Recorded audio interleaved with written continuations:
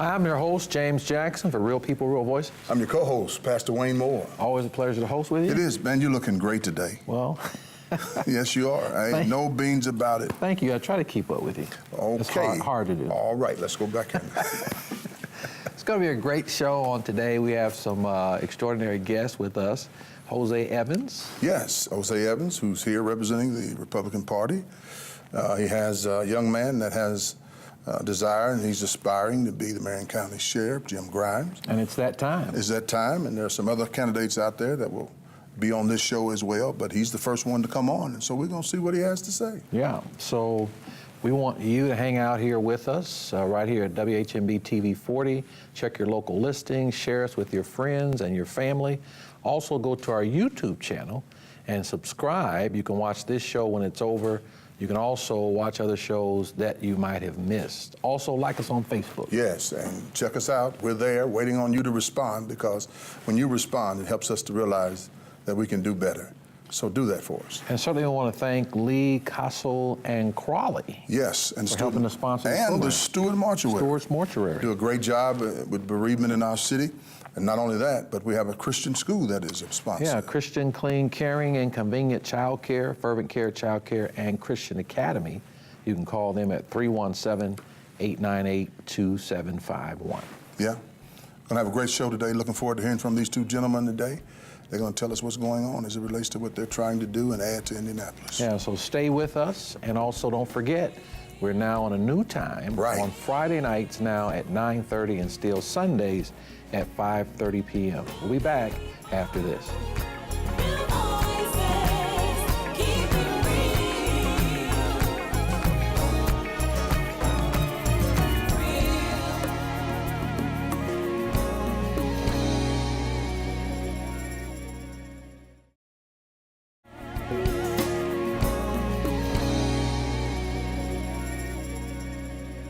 Welcome back to Real People, Real Voices. I'm your host, James Jackson. Your co-host, Pastor Wayne Moore. And we're joined by Jose Evans and Mr. Jim Grimes. Welcome to the show. Thank you, Jim. Thank you. Thank you for having me. How have things been going? Everything's been good. Everything's been great. Yeah, so talk to us about your current assignment.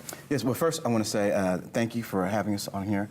It's an honor and a pleasure to be here. Mm-hmm. You two are trailblazers within this community. Thank you. Definitely sticking up for our causes. And it's just great to be here, and I'm very honored to be here. Happy to have you. Thank you. So right now I am working with Jim Grimes in the Republican Party. As people may know, we have new leadership.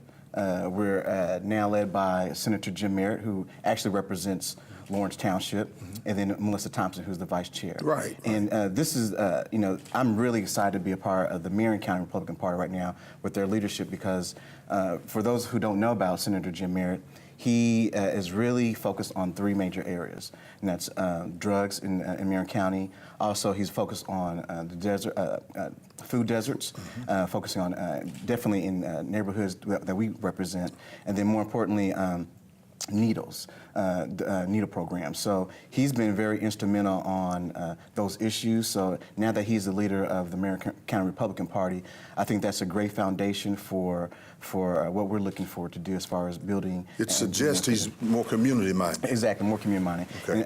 And even more importantly is Melissa Thompson.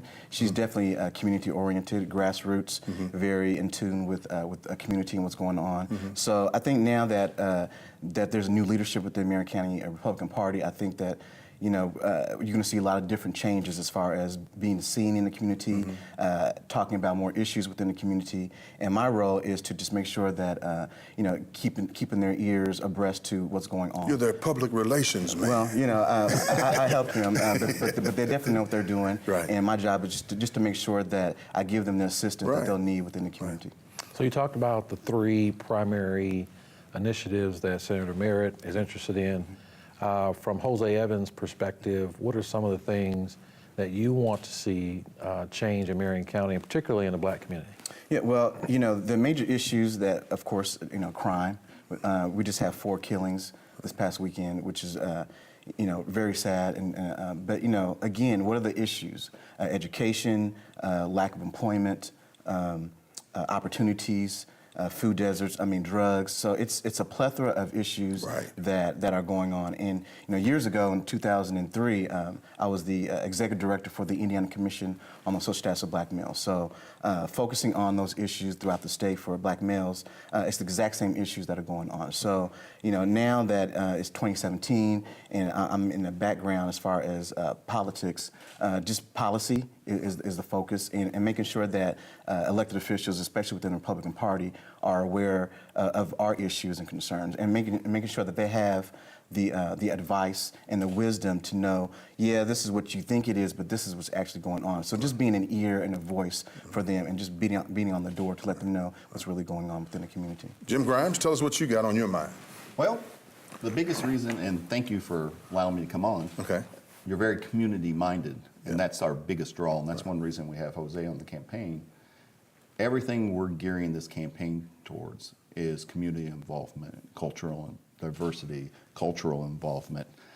Marion County is very diverse, and with the way the crime rate has been, we're in a public crisis here, and we have to figure out ways to get this taken care of. And I think between our ideas is to start young. You being very proactive. You start with the youth. And when I mean youth, I mean 5, 6, 7, 8-year-olds, and get them down the path, the right paths, whether it's involvement with churches, the schools, public officials, law enforcement. Everything we can to get them on the right path not only saves us money, but it saves us lives, and it saves us lives wasted. And we have to do something. We're wasting a generation of children right now. We've lost. If we don't start now, and I mean everyone start now, we're going to be in a lot more trouble than we are right now.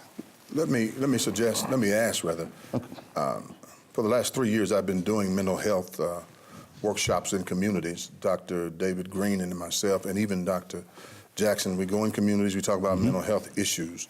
One of the most serious things that is going on now with our jail system is we have over 40% Yes. who are in the Marion County Jail who are there and they have mental illnesses. Yes. What do you plan to do? How do you plan to come up with a solution to limit mentally ill patients from being incarcerated to making sure they get the right medical attention that they need? Well, I think this is where we're coming from with being proactive. We have to learn to address these issues as early as possible. And I'm not just talking from law enforcement. I'm CIT trained, that's Okay. crisis intervention training. Right. I believe that anyone that deals with the public, ministers, school teachers, policemen, public officials, anyone that has the ability to contact someone, if we start learning those signs, we can eliminate some of those issues down the road to where maybe someone's in crisis and we can handle that issue instead of law enforcement handling it in a more aggressive way. Right. And when it comes to the jail, once they have gotten into that, we need to identify them even more so than what we now do. And that's to make sure every law enforcement is CIT trained.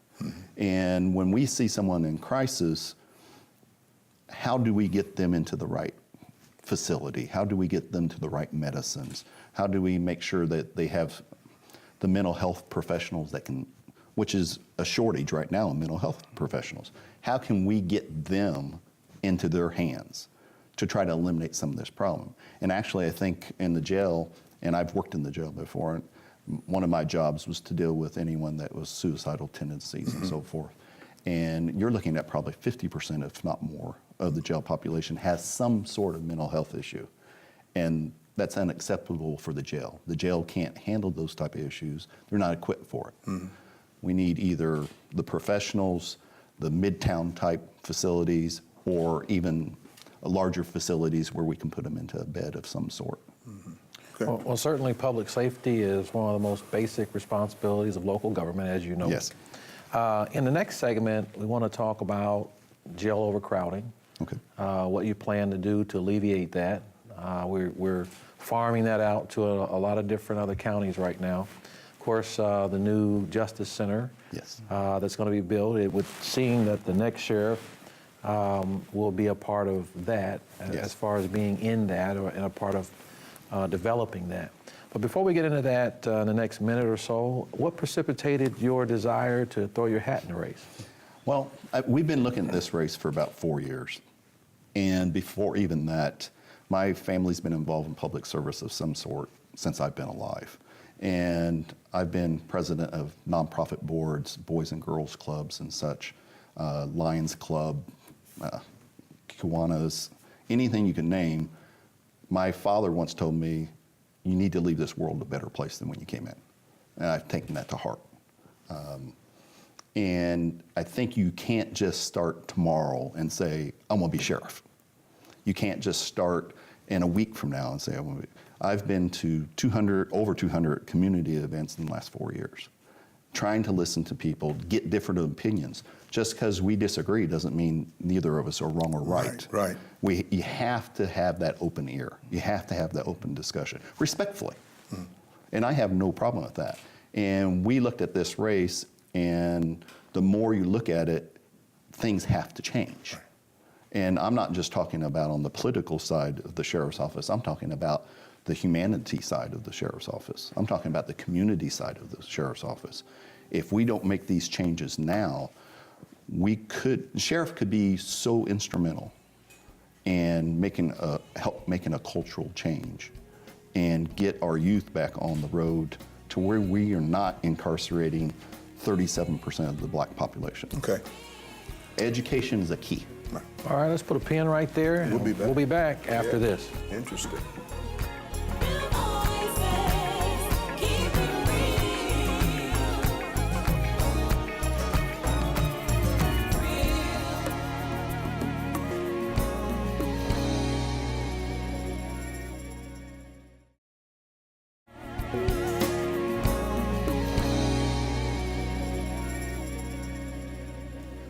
Welcome back to Real People, Real Voices. I'm your host, James Jackson. Co-host, Pastor Wayne Moore. And we're joined by Jose Evans and also Jim Grimes, running for sheriff for this race coming up for Marion County Sheriff. And Jose, let me ask you, because Jim's going to talk to us about the new Public Safety Center or Justice Center or jail. People call all different kind of things. You served as a councilman at one time, so you kind of have some insight into these things. When we start talking about jail overcrowding, it's not new for Marion County. Do you think that a new Justice Center or a new jail added beds is going to solve that problem? You know, that's a good question. So I was on the council I served 2 terms, and I was a part of the first jail cell that was eventually scrapped off the board that Mayor Ballard had put together. So there's a lot of political parts to this jail cell. But to answer your question, the answer isn't more beds, it's the people and making sure that, again, why are we looking at more beds or bigger space for jails? And that's because they want to put people in those places for money. However, that's not the issue. The issue is what can we do as a people, what can we do as a community, as politicians, as leaders, to make sure that those jails aren't filled? I mean, again, Dr. Moore, you mentioned 40% are minorities, you know, and half of them most of them have mental ills or someone has mental illness. So figuring out what those issues are, and then, you know, again, education is the key. Better opportunities, jobs. Those are the reasons, and those are the issues that we need to focus on, so that way we're not worried about, okay, do we need to have do we need to build a bigger jail cell for people? That's just, you know, it's politics. It's political. It's really political. So you're basically saying, though the city-county building is in a distress situation, and if we're going to build a jail, it ought to be built for the right reason. Correct. I think that's what I'm hearing. That is correct. And that reason would be to maintain those who need to be there, and then secondly, to help those who are there. I think that's what I'm hearing you saying. That's correct. Now, I will say that the current jail cell is old, so we do need to update it, and we do probably need, I'm not trying to say we don't need this, but but what are the political parts of all this? Right. And that's what I'm getting at. No, I So, understand. I understand yes. exactly what you're saying. There's some political pieces to it, yet it is very obvious. But to hear you talk about the moral side of it, that's Well, phenomenal. from a moral perspective, it's the current jail and the current space where the people's business takes place all over the county, all over the state is outdated.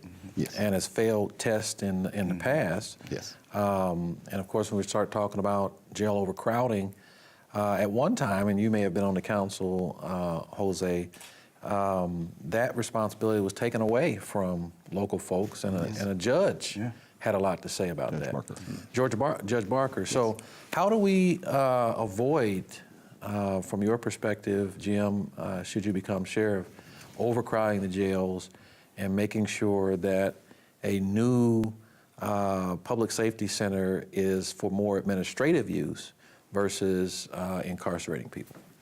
Well, the new jail center, which I do agree is needed because of the date and the age of the older building, and a lot of this has to go back to what Jose was talking about, and you got some moral issues. And when you're dealing with human lives and you have a facility that cannot protect them, you cannot serve them right, you cannot treat them or take care of them right, you're failing on your main mission in life as a sheriff's office. You have to make sure that jail, if someone needs to be housed there and because of a crime they committed, so be it. But if someone doesn't, they have to be able to be let out in a reasonable amount of time. They have to get to court in a reasonable amount of time. They have to be protected in there because jail is not a good place. But you're entrusted, your main goal as a sheriff is care and custody of an inmate. If they're not protected in there, what are you doing? And when you have an old facility, it stops you from doing certain things. Your staffing levels have to be maintained to make sure those inmates are taken care of. And your deputies. The commodity of a sheriff office is people, whether it's a civilian, whether it's an inmate, or whether it's a deputy. Your main job is care and custody of those type of people. And if you're not taking care of that, which a new jail would to some extent, if built properly, you want it to be a treatment center. You want it to be a housing center. You want it to be a teaching center. I've talked to unions around the city, and they have wonderful programs that are free to people to try to train them to become journeymen. It's just a matter of getting people to them. Well, if that stops the crime rate or slows down the crime rate, what better use of manpower? Right, right. I think you got a good point. Jobs and education are keys here. Mm-hmm. And you mentioned a teaching center. Now, as I understand it, currently, if someone is incarcerated, they cannot continue their education to get a GED or a high school diploma. Is that correct? They can do it. There are some ties, there are some restrictions to it depending on their charges and so forth like that. But I believe it's 75% of males in Indiana, black males, will return to jail within 5 years after they're let out. Well, that's unacceptable. Here you have 69% of all black males going into jail do not have a high school education. We keep going back to the same thing. How can we be proactive in the beginning? Can we get education going? Why stop anybody from being educated? Is that something that you will advocate for? Yes, most definitely, because I'm a businessman by trade. I've been in the sheriff's office for many years, but I've owned businesses, and I always look at what the rate of return is. If you're going to look at it from a business angle, I'd much rather spend $5,000 training someone to have a prosperous career, be a productive member of society, than spend $200,000 keeping them in a 3x5 cell. Yeah, that makes a difference. Yeah, absolutely. Yeah, it makes a big And difference. we're just about out of time, but in as concise a statement as you can, what are the limits of the commissary fund with regard to investing in the community? We are going to try, the commissary fund, from what I understand, has to be the benefit of an inmate. If you, here we go back to education, why are we not using commissary funds more for that benefit, which would reduce the strain on the public, taxpayers' money, the deputies watching 3,000 people. I'd much rather have that being spent to where this person, once they were released, or once they've done their time, whatever the case may be, now they can be a productive member of society. And we might, and hopefully, praise to God, we don't see them again. Right. Well, Jim, all the best to you. All the best to you, Jim. Jose, Thank you, sir. Jose, Jim, thanks for coming by. Thanks for coming. Appreciate it. Thank you, Good to sir. see all you. Thank you. Sir, it's going to be a reach. We'll be back with the rundown after this.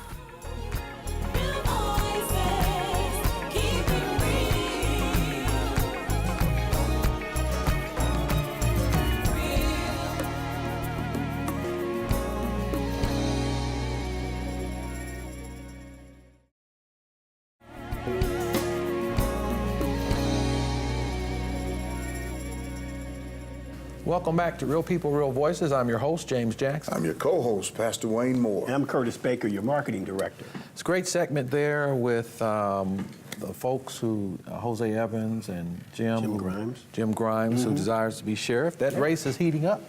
Heating up. Quite a few who want to have that spot. Yeah, and we'll give opportunity to others as time goes on. But he stopped in and told us some things and shared with us some things. I think Central Indianapolis, let me say that way, needs to hear from, Marion County needs to hear from these guys. Yeah, yeah. And another thing that's coming up that's really important is the sickle cell telethon. Yes. Which is on October 28th. October 28th. And But October 22nd. Super Sunday. Super Sunday. Super Sunday. So tell us what that's all about, But Curtis. Super Sunday, this is an opportunity for all the churches in Central Indiana to be involved with helping promote and make awareness to this tragic disease called sickle cell. And what we'll do, we'll be sending out letters and we'll be contacting churches throughout Central Indiana. And businesses. And businesses to help us with a donation, with a check, and we also want you to be involved with the telethon, which is actually on that Sunday, October 28th, by bringing a check. But you can bring, now, Pastor Moore, you spearheaded this, or this is your brainchild, and it's our brainchild. well, it's ours, but you say it so eloquently. So I want to make sure that I don't step over anything. No, it's and just make sure that you say I'm it excited about it. I'm excited about it. I think it's an opportunity for we who always talk about one community, one neighborhood, to come together and make sure this happens. To actually do it. To do it, not talk about it any longer. Let's just do it. And it was precipitated on this show. Right here. Yeah, we just kind of chatted about it and talked about it. Now it's going to happen. And we want you to be there live on October 28th, 3 to 6 p.m. Super Sunday, the 22nd. Super Sunday on the 22nd. We'll see you next time.